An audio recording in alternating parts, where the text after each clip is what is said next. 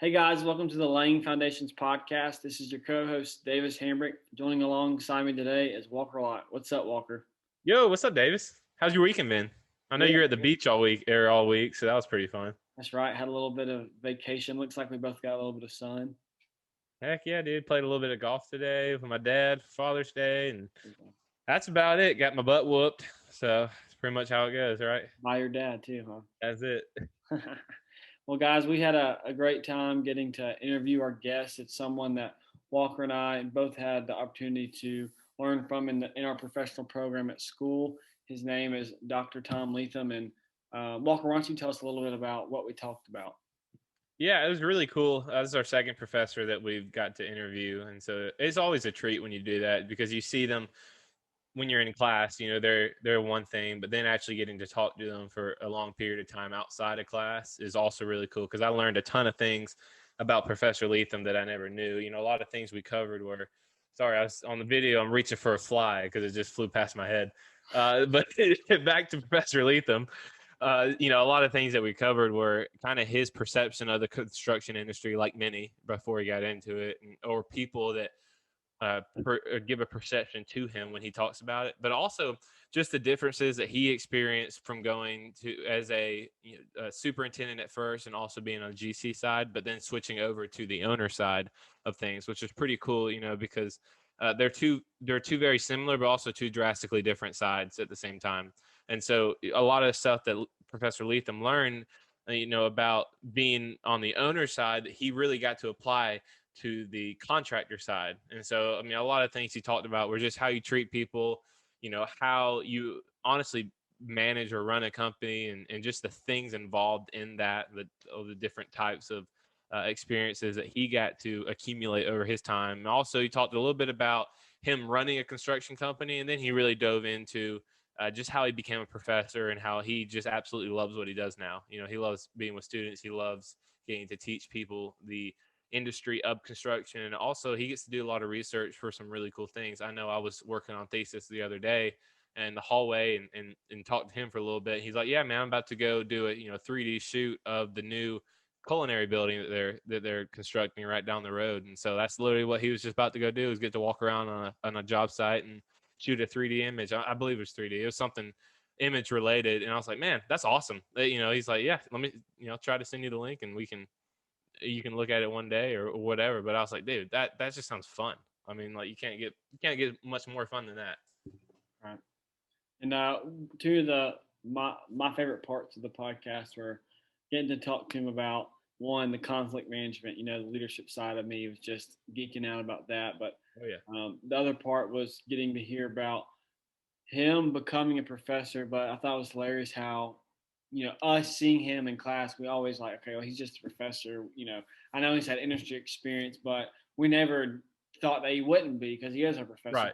In real time, in real life, he was like, if you would have told me when I graduated college that I was going to go back to get my master's degree, B, go get a PhD, and then three, be teaching, you'd have been crazy. And then he talked about the amount of risk there was in that because he shared about it. Going to get his master's degree, he had to pick up his wife and his two kids and go move from Move. the Yeah. town that he'd lived in and the city that he lived in his whole life. And then you see the reward on the backside of that, which I think is really cool. I think there's a deeper meaning in that. Sometimes in life, the greatest times or the greatest reward you get when you take a risk at the time. So I loved getting to talk to Dr. Leatham. We're going to love to get to have him back on, but this was just a great podcast, getting to know him and getting to see his story and what he thinks construction is all about. Yeah, no, I completely agree. I'm really excited for people to get to hear this and learn more about him. But, everyone, welcome to the show, Dr. Tom Leatham. Professor Leatham, welcome to the show. We are really excited to have you. This is really cool. It's our second time we've had a professor from Auburn Building Science on the show, so we're really excited to learn more about you. Just to begin with, who are you? Where are you from? What do you do? And how'd you get into construction? All right. Well, thanks, guys. It's great to be on the show. I'm humbled that you've invited me on, and I appreciate the opportunity. So, uh, who am I? Where am I from? And how did I get started? There's a lot in that. I guess let's start with who I am. Well, first of all, I'm Tom Leathem. I am an associate professor in the McWhorter School of Building Science at Auburn University. I've been at the program for 4 years now. This is actually my kind of second time in the program. I was originally there as a master's student, going through the back in 2010, the building science had a Master of Integrated Design and Construction, and I came to Auburn in building science through that program and got my master's degree through that program, and then stayed on after that for a year as an adjunct professor. I had made it known while I was getting my master's degree that I was interested in trying out the teaching side of the profession. And so when I got done with the program, there was an opportunity there for me to teach a couple courses. And so I spent a year teaching materials and methods and BIM for the most part, and loved it. And so I've been in the education side of it now for I'm finishing up my 10th year doing it. And it's kind of hard to believe that I've been doing it that long already. I'll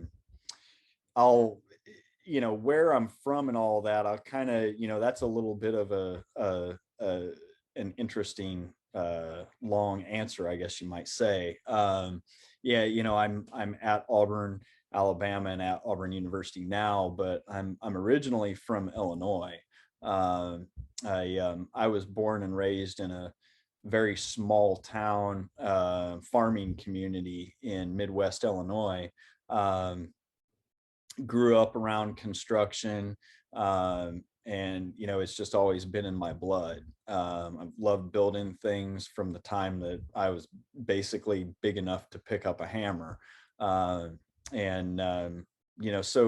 there was some part of me that just knew that construction was going to be part of my life and the profession that I was going to go into.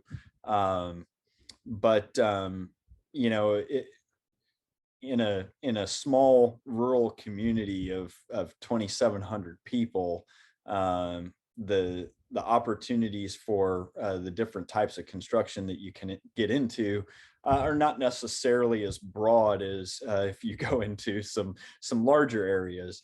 Right. And so when I finished my undergrad degree in construction management, I moved up to the Chicago area and for my job, and spent 11 years in the Chicago area doing a little bit of everything, I think you could say. I believe it. I started out straight out of college working for a company that I interned with, a small design build general contractor / construction management firm. We did a lot of municipal type projects, commercial industrial projects, and I worked for them for 4 years. After that, I had an opportunity to go on to the owner side of things through a former boss of mine that hired me as a director of construction for a large national commercial industrial developer. So I went to work for them as the director of construction for the Chicago office for that company.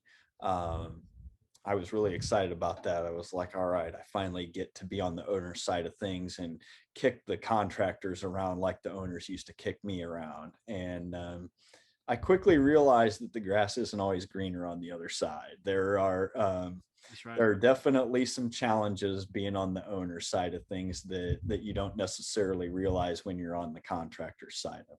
But it was cool. I did that for a little while, a couple years basically, and then I got an opportunity to go.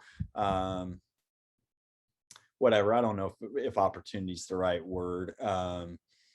I felt like it was a good time. I'd always wanted to own my own business. And I guess there was kind of an opportunity that I saw to start my own business. And so I left that company and started my own residential remodeling business. And so I spent about 4 years, 3, 4 years where I owned my own business doing residential remodeling, mostly kitchen and bathrooms, basement finish outs, that kind of stuff, and small home additions. And once again, realized that being a business owner is not all it's cracked up to be, and that maybe business ownership was not necessarily the side of the industry that I wanted to be on. I had a colleague that had been kind of jabbing at me, every few months he'd give me a call and say, he was a VP of operations at another general contracting firm in the area. And, he'd call me every so often to say, hey, you ready to come work for me? And finally he called me one day at the right time. And I was like, I think I might be, let's go have some lunch and talk about it. And so that opportunity presented itself. I went back to the contractor side of things in the commercial industrial sector again. Went to work for him at another small construction management firm that dealt in commercial industrial construction, and did that for worked for them for about 3.5 years. And it was great. I mean, I loved it.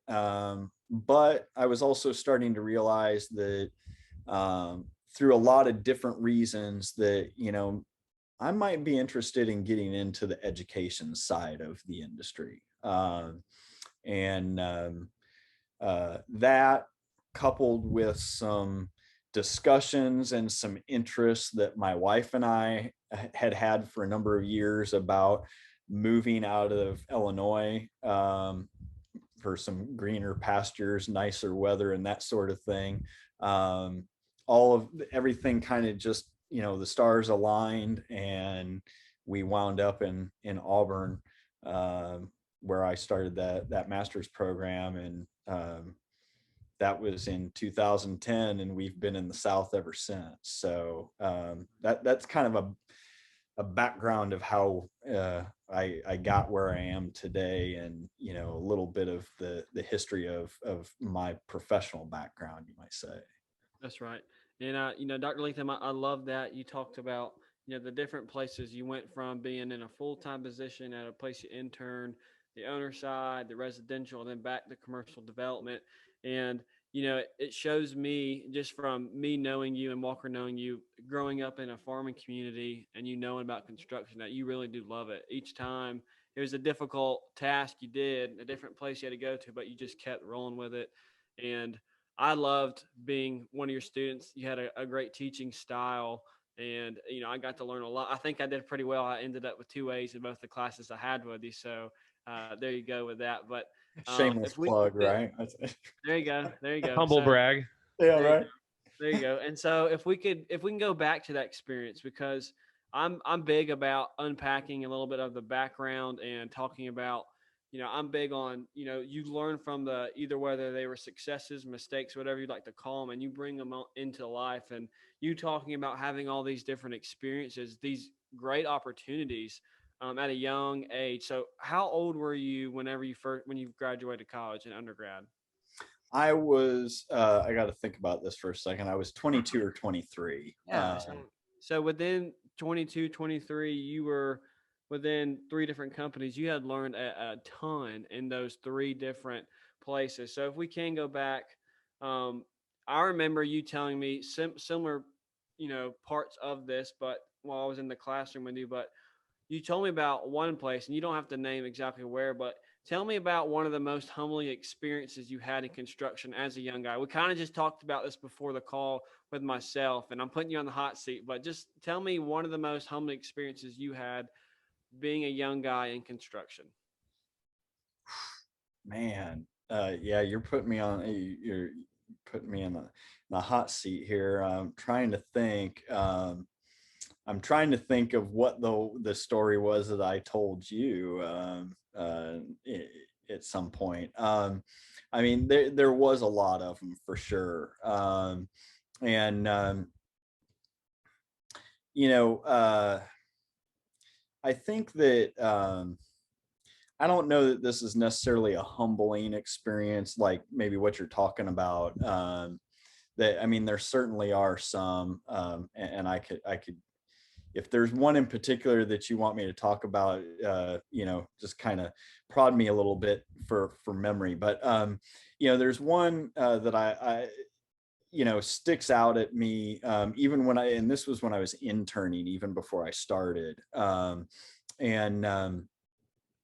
uh, I, when I did my internship, I went up to, it was for the company I went to work for after school.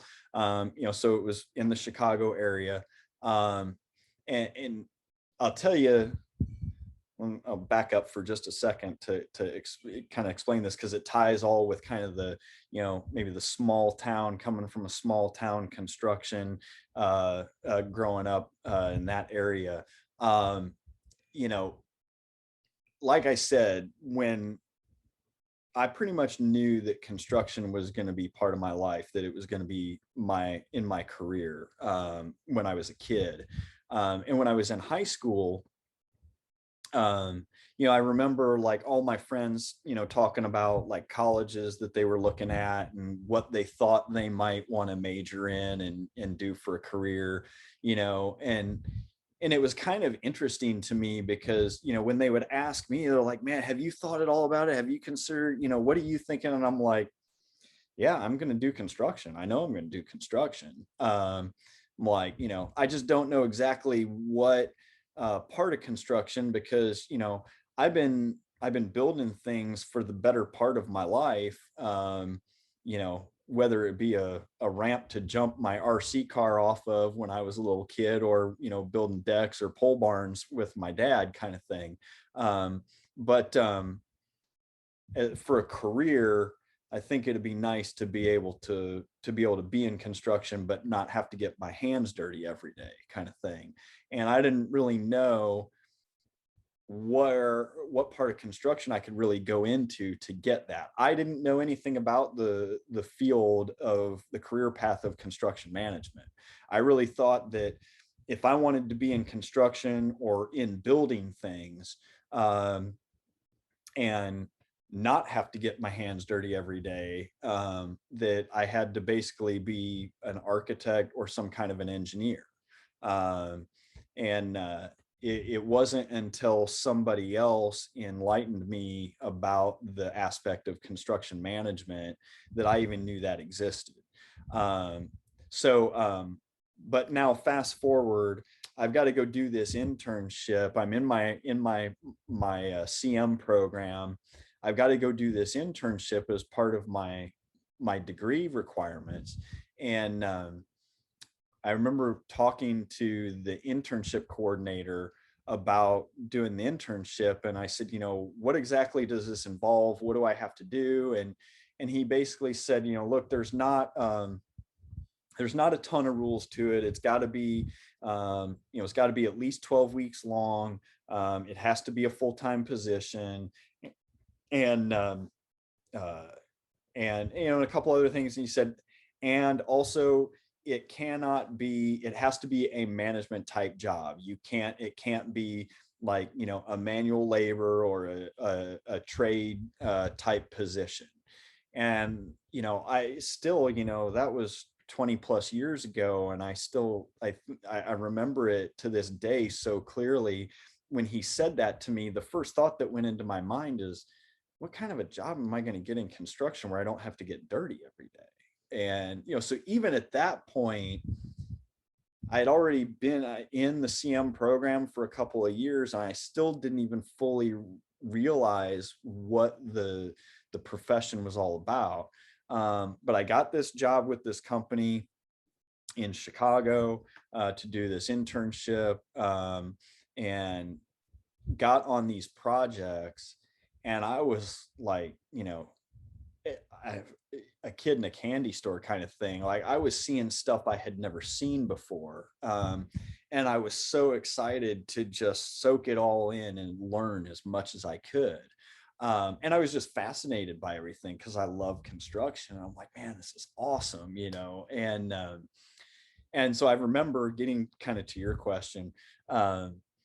I remember being on one of these jobs one day, and I've got my nice slacks and my button down shirt on, and my nice shiny dress shoes on, and they were pouring footings on the job that day. And actually, they weren't even pouring footings; they're actually pouring grade beams. It was a nasty site. It was an old dump, and so the soil conditions were horrible. They were doing caissons and grade beams, and so they were pouring grade beams that day.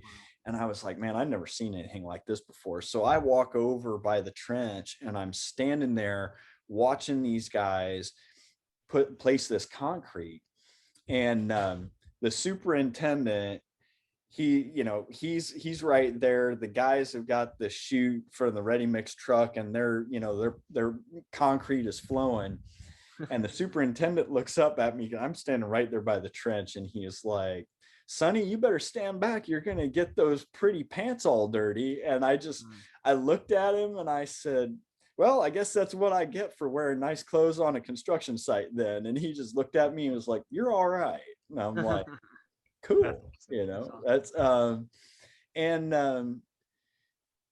mentioned to you guys, and I mentioned this to my students all the time, that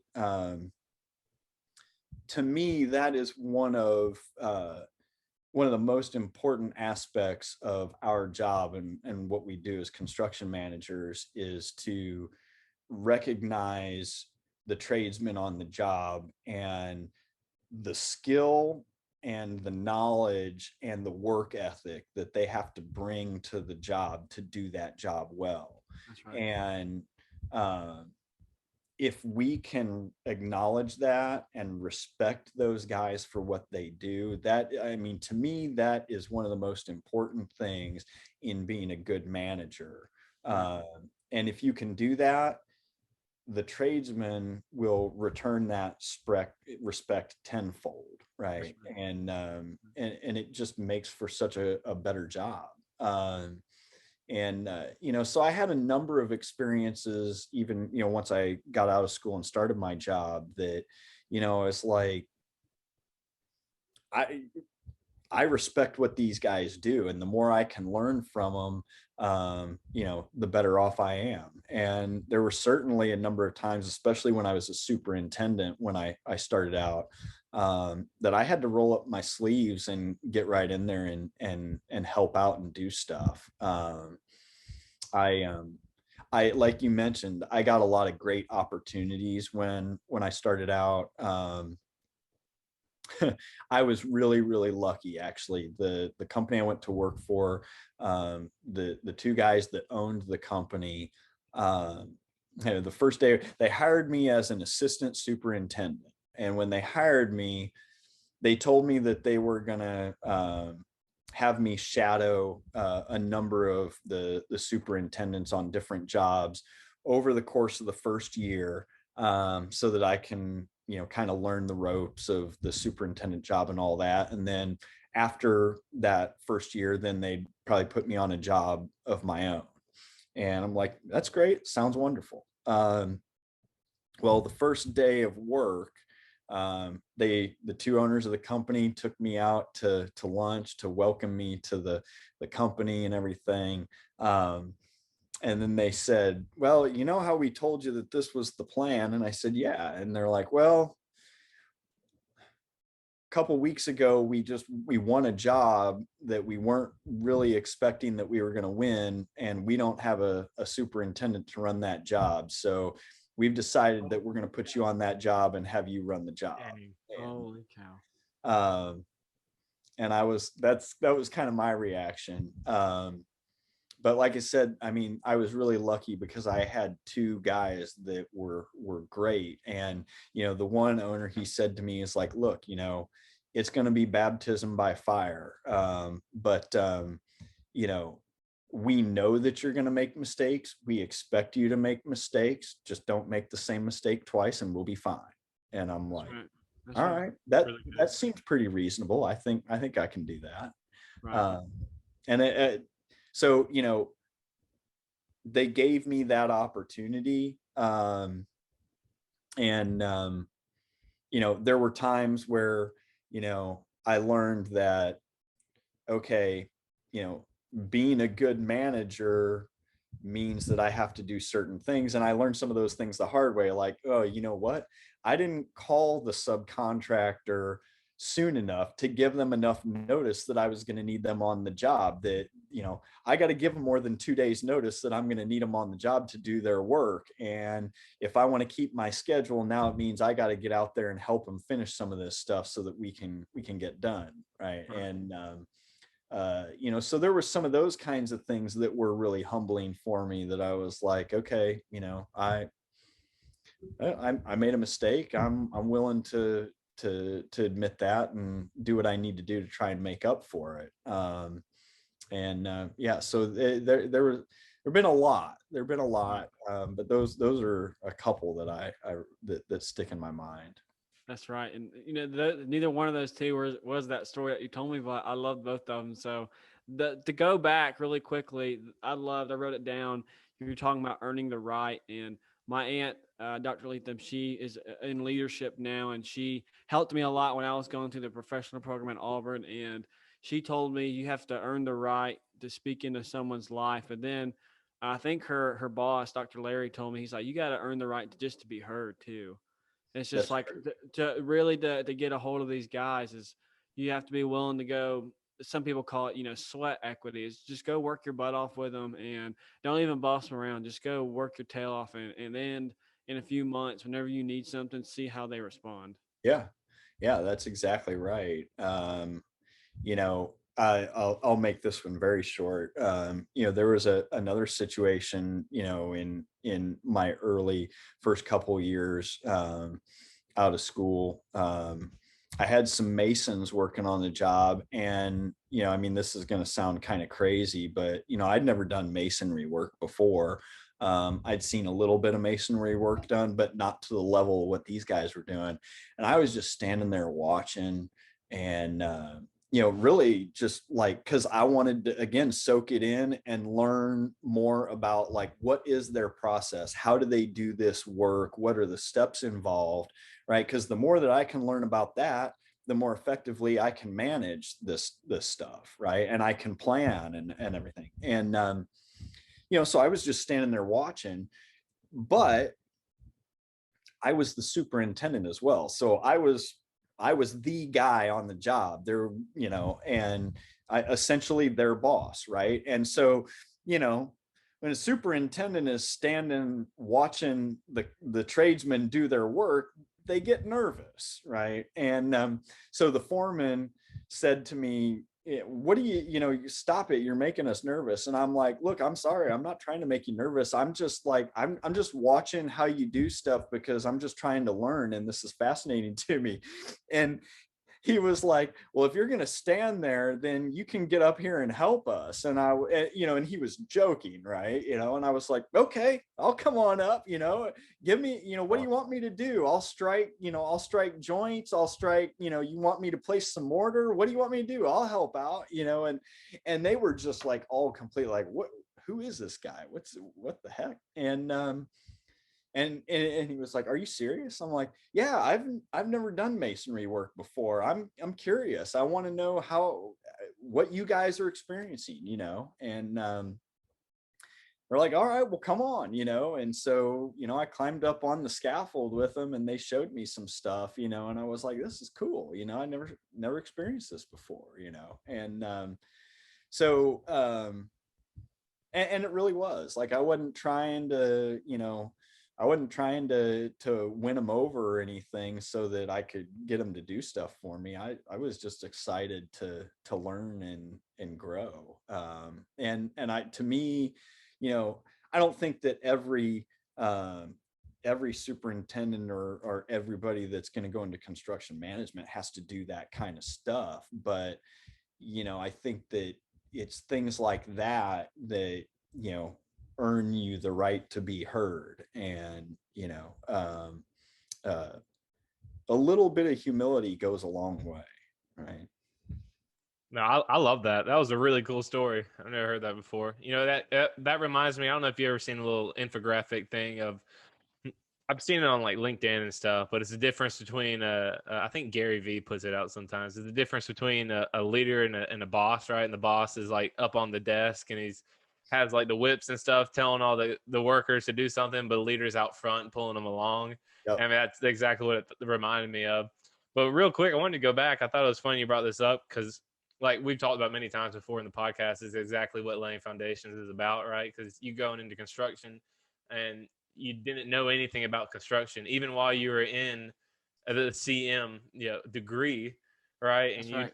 And you only thought construction was nails and hammers and getting dirty and everything else, which yes, trade and not all trades are like that, but there are certain aspects of it where that is the case, but there's also an entire world beyond that no one knows about, right? Because we talked about last podcast, the stigmatism behind construction is that it's dirty construction workers that are out there digging a ditch all day, and in the reality it's a whatever multi 100-something or more $billion business. I don't know how much it is now. It's huge. Brilliant. Right. Yeah. And there's thousands of roles Yep. in construction that you can do.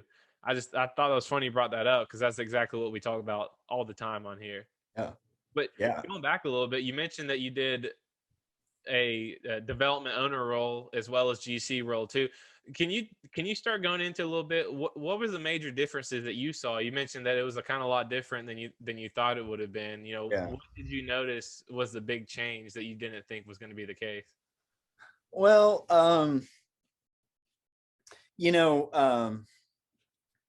I think it's personality a little bit, which, I mean, the experience that every person has, regardless of what it is they're doing, is a part of who the person is and their personality. And, so I know that some of the experiences that I had when I was on the owner side, that were different than what I thought they were going to be, is because of my personality and who I am. I don't like conflict. I'm a people pleaser kind of person, which usually most people, when I tell them that, they're like, you don't like conflict? How in the world did you do construction management? And there's some truth to that. But and I could get into that if you wanted to. But getting back to your question, I think that going into it, I had the perception that I was going to have total control, that, I was the owner, the contractors were working for me, and I could push them around as much as I wanted, and they were just going to have to listen to me. And if I was a different type of personality, that might have been true to some extent. But I started to realize once I got on to the owner's side that, yeah, it's not that simple, right? That the situations that seemed, when I was on the contractor side dealing with owners, the situations that seemed so straightforward, were not as actually as straightforward as I thought. And at being the owner, there are so many different variables that come into play that influence the decisions that you have to make. It's not just the contractor and telling the contractor, no, you're going to do it this way, or, you know, not at all, because I'm the owner and that's the way I want it to be done. And like I said, I think that also comes into my personality and the way that I like to manage things. I don't really like the kind of dictator approach of management. I like team management. You know, so I kind of looked at it as I want to do right by the contractors that I'm hiring, because I'm going to be hiring them for other projects down the road, right? So if they have a legitimate claim about something, which I'm getting, I guess, kind of specific, more related to like project changes or you know, things like that. If they've got a legitimate claim about something, then I need to do right by them. But then, like I say, you know, there are other factors that influence you. You know, yes, I was hired for the company as the director of construction, but I also had a boss that I had to answer to, and that boss had, you know, driving forces that, you know, pushing him to do certain things. And so there's a lot more variables involved on the owner side than what I had originally, you know, thought that there were going to be. And so the decisions don't come quite as easy as they might seem. You know, on the contractor side, a lot of times, and again, you know, the ones that come to mind more quickly are the, you know, situations that involve money and cost and project changes, right? And, you know, on the contractor side, when you got a project change, a lot of times for the contractor, it can be, the contractor can make it pretty straightforward. Like, okay, these are the facts. This is what's going on. This is what's involved to correct the situation or whatever. And this is, you know, the impacts to the project related to that situation, right? And the contractor presents it to the owner. And, you know, from the contractor's perspective, it seems pretty straightforward. And, you know, the owner should just be able to do it, right? From the owner's side, it doesn't come that easily, right? Because now you're on the side of the person that is holding the purse strings, right? And you know, you're the one that's spending the money, and that starts to change the way you look at things differently. So you know, I'm not sure that really answers your question, but that's really kind of the biggest thing that I noticed was when I got onto the owner side, there's a lot more gray areas that influence how you have to make decisions than what you would necessarily realize. Yeah, no, that was great. You know, what I got from that is basically, you know, coming from the contractor side of things, you look at the owner, you're like, oh man, you know, they're just gonna tell, you know, they're telling us what to do, blah blah blah. They're hard to deal with, they're et cetera, et cetera. But when you get to the owner side of things, you're like, oh, I actually see why they're that way, because now they have this budget they have to manage, they have investors they have to please, they have all these different pro formas that they've done, that if it doesn't match that, they're not going to make any money, which is why you know, there's some areas of the build that they are so hard on. Yeah. Honestly, I think that's really great that you saw both sides of things, because not a lot of people do. It's kind of like taking a walk in someone else's shoes. Yeah. You know? Yeah. That's fine.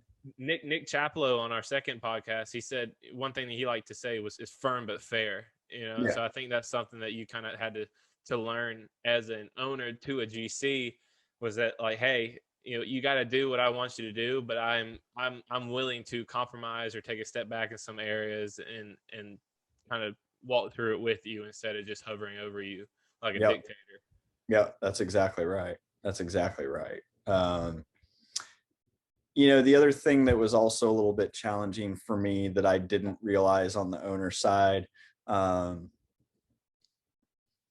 a lot of the contractors I was working with or were working for me, were colleagues that, you know, were friends of mine, and, you know, and I had worked with before. And that can start to make things a little bit more difficult. I mean, like you said, you know, I wanted to be firm but fair, but it wasn't just me that I had to think about when making decisions. There were other, you know, my boss that I had um, uh, to to work for, and meet their expectations and requirements, and he had a boss that he was, you know, had deliverables for, you know, so it starts to muddy the waters real quickly, and make things more challenging. So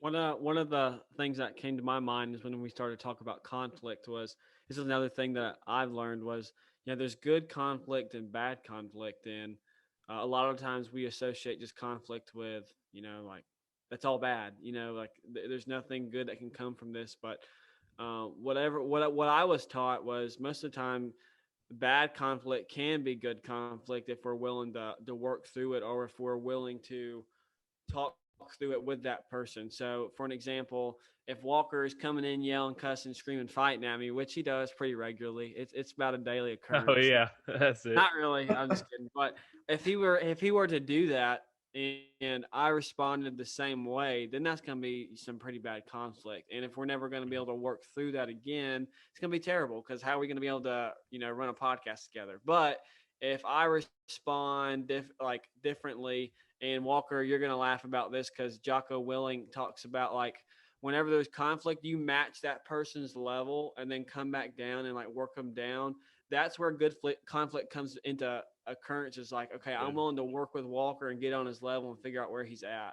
And yep. so personally, Dr. Leatham, I've been very open on this podcast, and during the professional program, I had a very OCD personality. I was super worried about I got to do so well on this test, like, and you know, I started to realize afterwards, of course, that wow, why are we on all this team stuff, team project this class?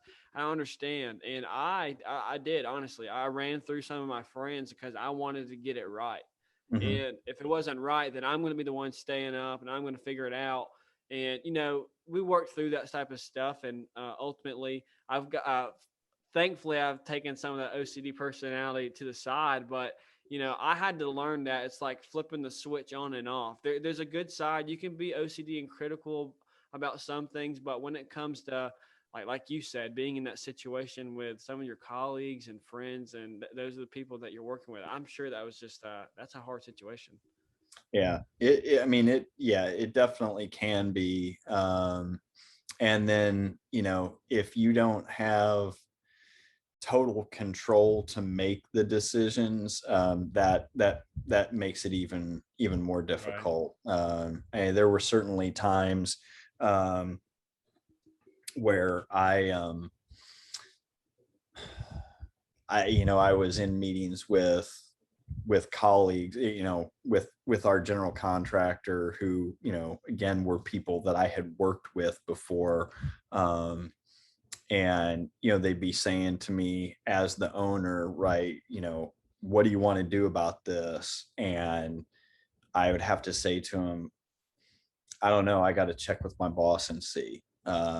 And, you know, which that part I don't have a problem with. Like, I don't have any issue with like having to, you know, ask, you know, a superior for approval on some things.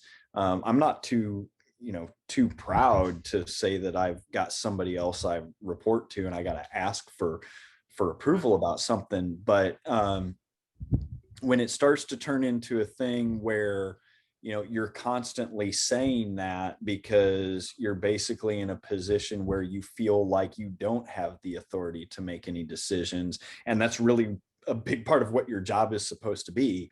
That starts to make things a lot more difficult. So yeah, you got to kind of work through things and figure out what works and what doesn't work. The conflict management thing, and you're right. I mean, you gotta the way you describe trying to work through conflict is exactly right. If two people are going to be kind of at the same level and kind of dig their heels in and feel like their position is the only position, and you're never gonna get anywhere, right? I had a situation on a job site when I was a project manager. The project we were doing, and this was towards the end of my professional time before I got into the academic side. So I had been in industry for about almost 10 years at that point. And we had a project that I was the PM on. And we were having a real hard time with our site work contractor showing up on the job and doing what they, it'd be a lot of, yeah, we'll be there tomorrow with this crew and we'll do this and we'll do that. And then it wouldn't happen, kind of thing. And it was, we were having a lot of issues with project delays. And so that had been going on for a number of weeks. And it was finally starting to hit the point of critical mass with the schedule for the project. And I called the superintendent one morning and said, hey, have they shown up? Right. Because we had a conference call with them the day before, and they said they were going to have this whole crew out there and they were going to be doing this stuff. So I called him, first thing that morning, like, have they shown up? And he was like, well, we got like a skeleton crew. We don't have near the people they said that they were going to have. And I was like, okay, I'm going to come on down to the job and we'll see if we can get some stuff figured out. So I drove to the job, and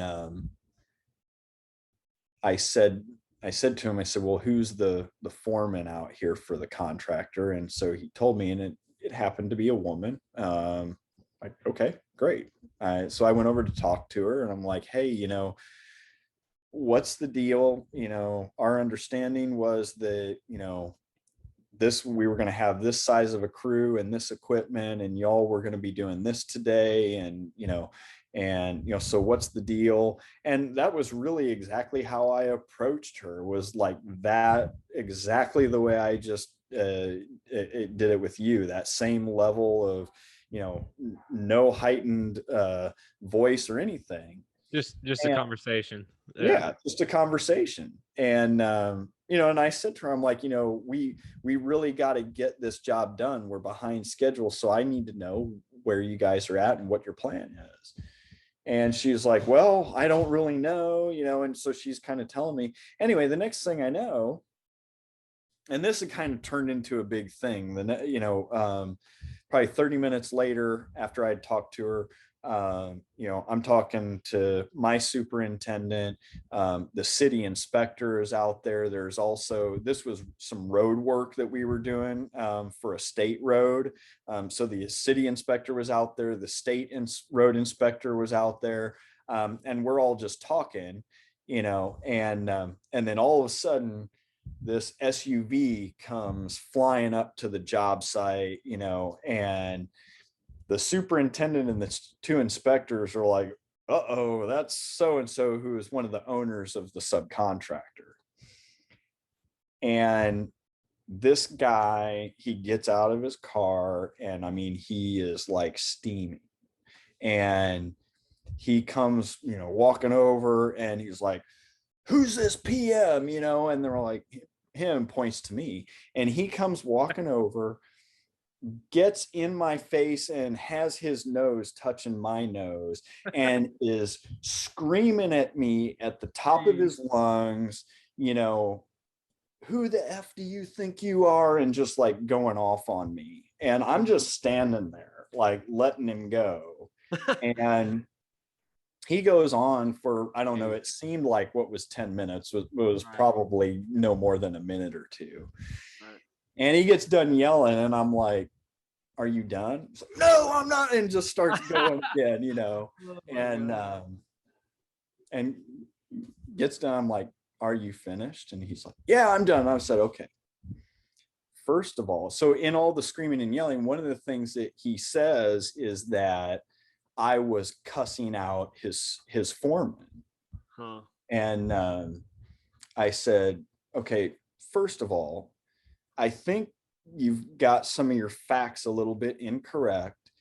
I did not cuss at your foreman. And if you have any question about this, you can ask any one of these people standing right here, because they were all standing there when I was talking to your foreman. So they know exactly what I did. And they are all free to tell you if I cussed at her or whatever, but I'm telling you, I did not. This is what I said. This is what, you know, I was trying to find out. And ultimately, all I'm looking for is for us to come to a reasonable agreement where we can get this job done and move on. We're behind schedule right now, and all I want to do is get the job done so that we can all move on and make everything good here.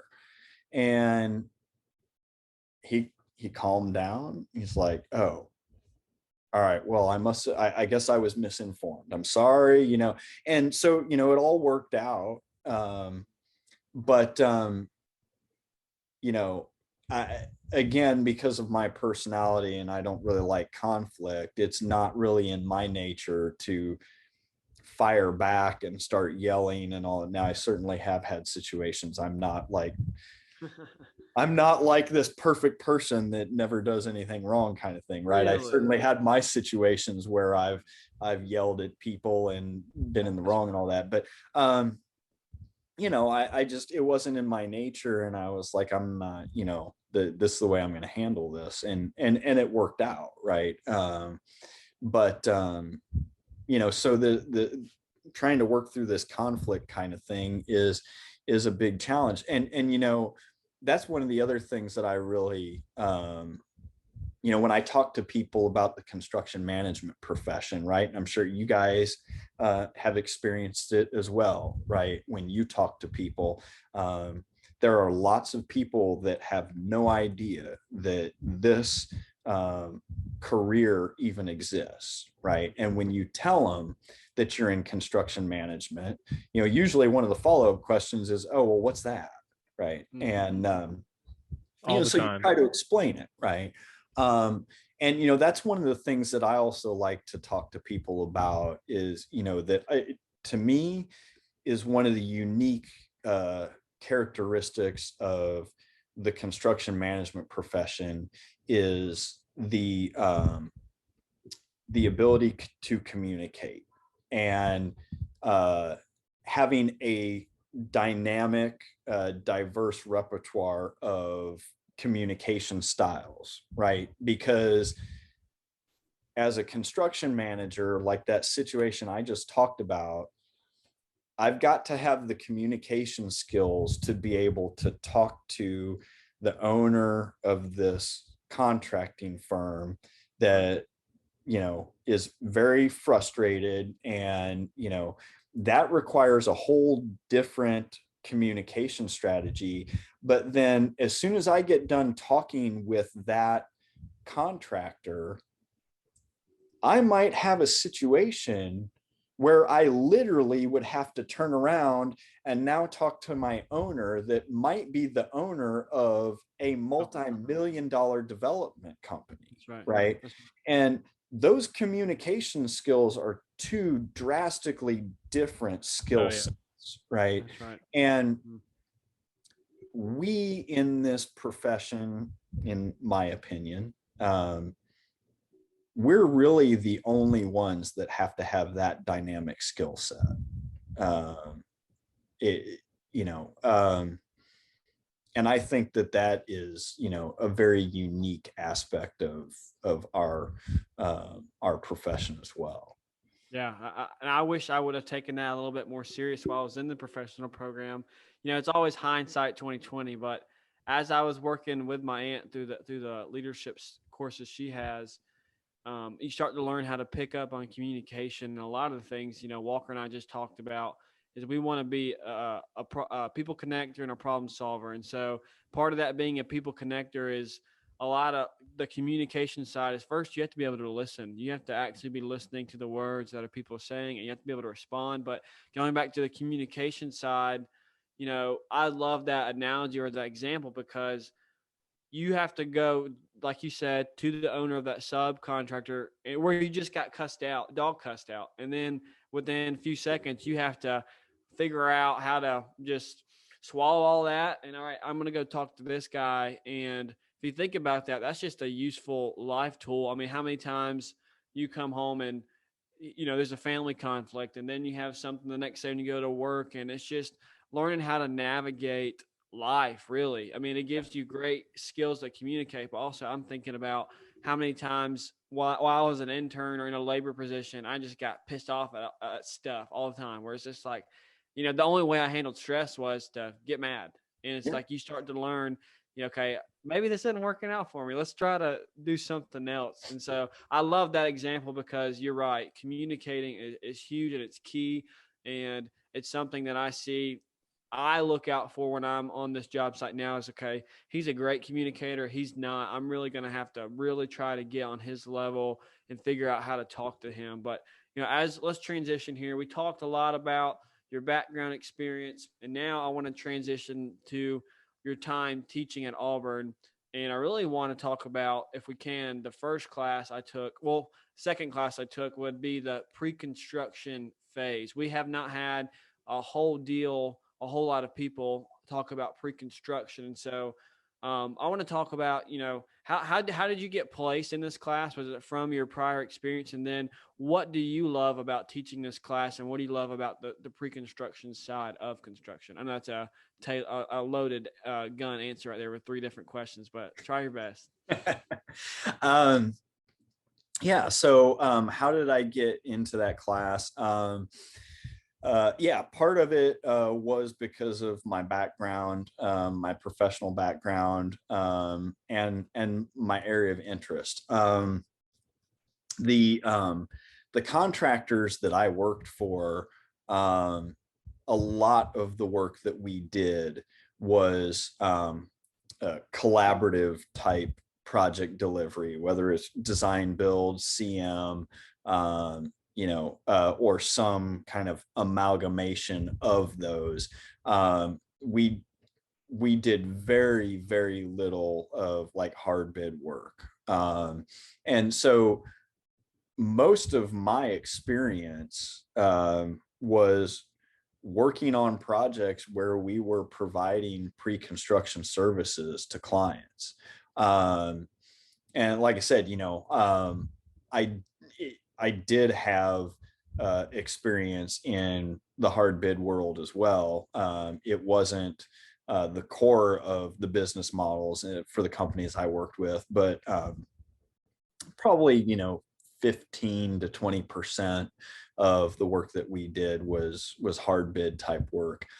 So I was familiar with that model and had experience with it.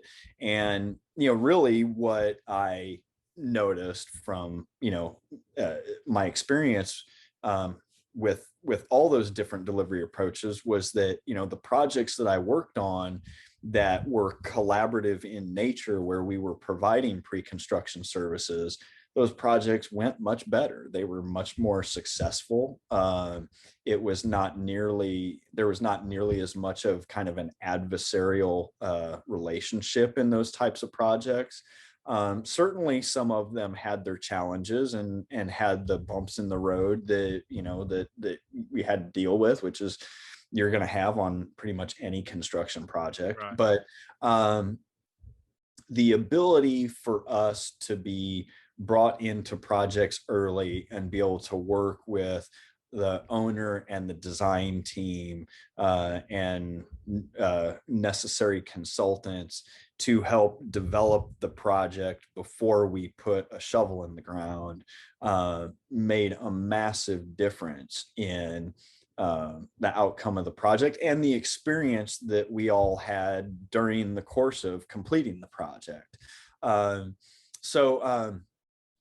And when I got into the education side of things, I started to notice that, a lot of what we were teaching was not necessarily purposefully, but a lot of it was kind of drawing from more of the hard bid side of the industry.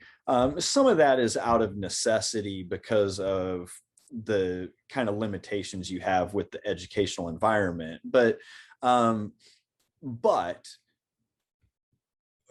what we started to realize was, look, a lot of the students that are coming out of our program are going to work for contractors that, are not doing hard bid work, and they're going to be working on projects that are not set up this way. And so if they leave our program with this perception that every project is set up in a hard bid type format, they're going to have a rude awakening when they get out into the industry. And so if we can start to expose them to this idea that, look, not every project is set up this way. And there are lots of projects that the contractor is brought in early to be more of a partner in the situation and, and help build the project in the conceptual phase before you start actually physically building the thing, then it's going to do our students well when they leave the program.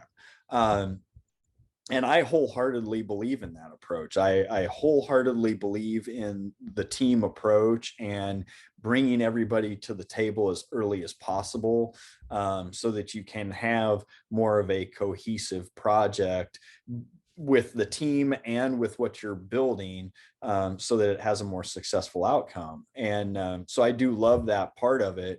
And I really, and I think that because of my professional experience, it gives me a lot that I can bring to the classroom from that standpoint. And so, yeah, that's kind of how I got brought into teaching the class and why I enjoy teaching it. Well, no, that was awesome. And what I really enjoyed about your class is it was cool to see the process of working through all that, like design build type stuff, also going into change orders and everything else, because I'd get to see it in your class and then I get to see it on my internship. It's worked out every year, like literally every time I've had an internship, that I would learn something in building science in a semester or 2 semesters beforehand, and then I'd actually go out and get to see it in the field and it just click. I'm like, oh man, that makes so much more sense.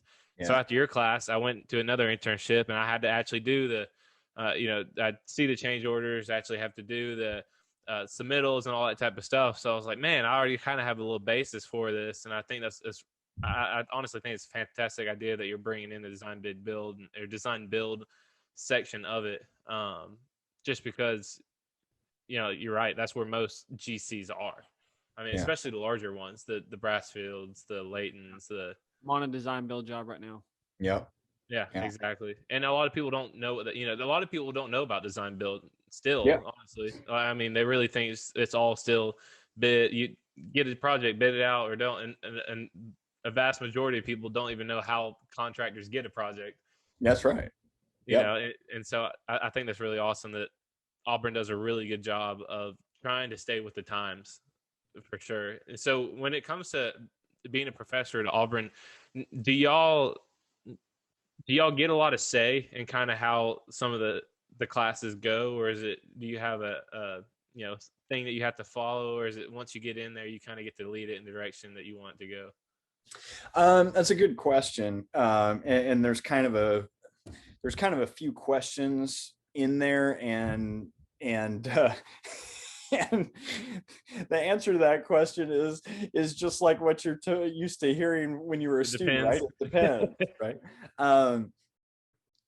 But the one thing that doesn't depend is your first question is yes, as faculty, we have a complete say so in what we're teaching in the program and what the curriculum looks like. That's awesome. In higher education, they have this thing that they say, you know, the curriculum is the purview of the faculty, which means that ultimately the faculty in building science are the ones that get to dictate what the curriculum is, right? So if we have a class in the building science curriculum and the faculty, you know, we're talking in one of our faculty meetings and, you know, we start saying, look, we don't think this class makes sense anymore.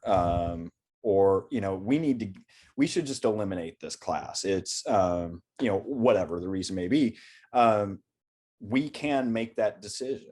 But then as far as like getting outside of away from just like the entire curriculum, and, you know, if we start talking about specific classes, then yes, the faculty member has the autonomy to teach the class the way they want to teach it, essentially. Now, there are certain guidelines that, you know, we need to follow, right? Each class within the curriculum has a purpose, right? It wouldn't be in the curriculum if it didn't have a purpose, right? So each class has a purpose in the form of learning outcomes that we're trying to achieve, right? So the learning outcomes that are identified for the different classes, those are pretty much set.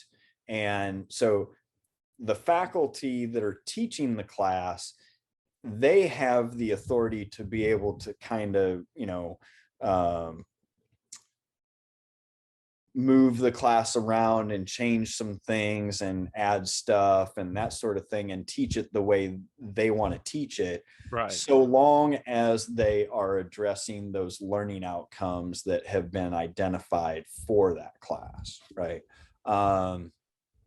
So that's kind of how it works. But yeah, I mean, for the most part, yeah, we as faculty have a lot of freedom to be able to, you know, if I want to change something like the pre-con class, right? You know, if I want to change something in that class because, you know, for whatever, it doesn't matter, for one reason or another, I can totally do that. I don't have to get permission from people to do that.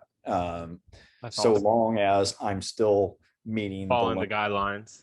Yeah. Man, that's cool. I didn't realize how all that worked within building science, even being in there. So I think that's pretty cool that professors can take their experience and can kind of, you know, push that towards the class where the students get to learn from your own experiences. So it's essentially they don't have to make some of the same mistakes. But I know we're starting to get a little short on time, and you know, want to be mindful of your time and your family time and everything. So, you know, before we go, we always ask one question to all our guests. It's one of our favorite questions to ask just because the answers are always different. But if you could go back, you know, you've been in the industry for a while, you've been teaching for a while. If you could go back to your 20-year-old self, what advice would you give yourself with the knowledge and wisdom that you know now? It's a tough one. Man, that's a good question. Walker's working on getting a trademark. Don't be afraid to fail, and don't be afraid to take chances, right? You know, if you're too afraid to take chances because you're afraid you might fail, then you're never going to evolve, right? You know, I mean, now obviously, certainly that's within reason, right? You know, I mean, you can take that to an extreme that could be self-destructive, but you know, be willing to put yourself out there, take some chances, try some new things, and the other thing I would say is not to be afraid of change, right? Really good. You know, when I mean, I tell this to people all the time, right? When I graduated from my undergrad and I I had my job. I knew I was going into, I was going to work for that company I interned with. And that was exactly what I wanted. And I remember, like, thinking on, that graduation day when I got out of that auditorium, like, that's it. I'm done with school. I am never going to take another class again. I'm done with Really? school. I get to go work, right? I get to start my construction profession. If somebody had told me then that my path was going to include getting a PhD and being a university professor, I would have laughed in their face. Like, that's crazy. I mean, never, ever, ever in a million years at that time of life. I mean, really, probably for the first at least 5 to 7 years, and maybe even a little bit more than that. After my undergrad degree, would I have ever thought that this is where I'm going to be right now? And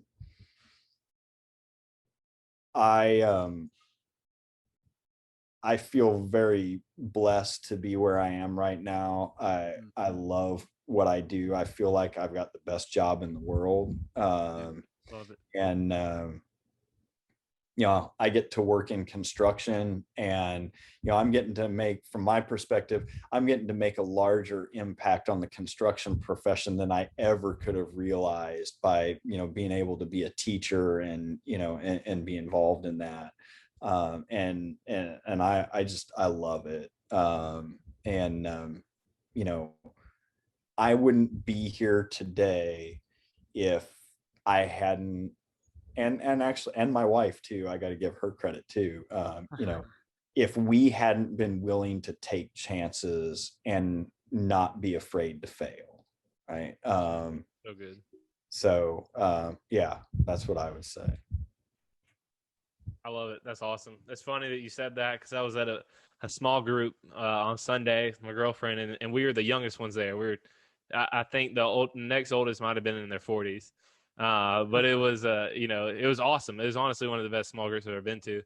And I talked to a guy at the end, we started talking, and he was in real estate development and investing, which is exactly what I want to do. And so I asked him that same question. I was like, what's, advice you would give your 20-year-old self? And he said the same thing. He said, don't let fear be a motivator, essentially. He's like, if you want to do that, then do it. There's always going to be a certain amount of fear to doing it, but do not let that be the reason that you don't do something. Yep. And so I think that's awesome that you said that, because that's the second time I've heard that in 3 days. I'll leave you with this just as a final example of that. When we decided to make this transition from the industry side to the academic side, I was working. I was 11 years into the industry. I was a senior project manager at that point, so I had worked my way up the ladder pretty well. My wife is a hairstylist. She had been, she was 10 years into her profession and had built up her client base to where she had a very successful business. Right. That's right. And we both quit our jobs with 2 small children. We had 2 kids at the time, 2 years old and 3 years old. We both quit our jobs and loaded up our house and took our 2 kids and moved to Auburn, Alabama, so that I could start a master's degree. And, that's crazy. there were so many people that thought we had lost our marbles, and, my wife and I, we were like, yeah, we probably aren't, haven't thought of everything for sure, but figure it out. What have we got to lose, right? We can go down there. The program is a 1-year program. If we absolutely hate it, we can move back to Illinois, but if we don't do it, we're always going to wonder, what if we had, right? That's right. And isn't it weird how, and sometimes, I'm a 24-year-old, I don't know much, but isn't it weird how in times the times where it feels like you're taking the most risk, you look back at it and you think, wow, it really wasn't that bad, because look at all this reward I've gotten. Like, to think back in 2010, like you said, I didn't know that you picked up your wife and your 2 kids and you went to go pursue that. And then like you said, you now have a PhD, you're getting to speak into Walker and I's life and other students. And then you're also doing research. I mean, it's a crazy world, and God works in miraculous ways. I love that story. And just really quick to share on the fear side, I used to be afraid to speak in front of people, like deathly afraid, and I had to work through that through college. But then, like, hey, I'm speaking with people every week. Obviously, I'm very comfortable with you, Dr. Leathem, because I know you personally. But the guests we have on every week, it's like, I don't really know you, but I'm way more comfortable now, and it's just like, I'm no qualified speaker. I mean, honestly, I'm not a qualified speaker, but, I'm willing to have that conversation and get over that fear. So I love that. Don't be afraid to fail or take chances, and don't be afraid to have a little bit of fear. I thought that was great. I was the same way, by the way, also. When I started teaching, even before I started teaching, when I was in the master's program, getting ready to finish, actually we were done. We were doing an exit meeting about, with all the students in our cohort, with the graduate coordinator at the time, which was Dr. Holly. So we were just all talking about stuff and, where we were going to go and this and that. And whatever, I don't even remember how it happened, but somehow it got brought up about like speaking in front of people. And I said, yeah, I hate getting up in front of people and talking. And he looked at me and he was like, how do you think you're going to be a teacher then? And I was like, I don't know. But, so, I mean, that's the other thing that just kind of blows my mind is like, I used to be so scared to get up in front of people and talk, and I do it on a regular basis now. I never would have imagined that. So yeah, that's good. That's awesome. That's really cool. I love all that. Well, Professor Leathem, thank you so much again for coming on the show and being willing to share with us your wisdom, your knowledge, and your experiences in construction, and a little bit about yourself. That was awesome. I learned a whole lot more about you than I did in class. It was really cool to hear your whole story and see where how you got here. That was awesome. Yeah, well, I appreciate you guys having me. It was a lot of fun. I enjoyed it. So if you ever want to do it again, let me know. I'd be glad. Yeah. I got plenty of stories. We can, of course. But thank you guys. I appreciate it. And, it's humbling that you guys think enough of me that you'd want to have me on. So I appreciate it. And, good luck to you guys with this. I've watched a few of the podcasts and listened to some of them. You guys got some good stuff going on here. And I think it's awesome that you're taking the initiative and doing this. So kudos to you guys. Thank you. That means the world to us. And I think some of that wisdom you have is that those gray hairs I see now. Yeah, it is. It happens. Just wait, Davis. It's coming. I know it. I shouldn't have said anything because now it's going to pop up. Yep.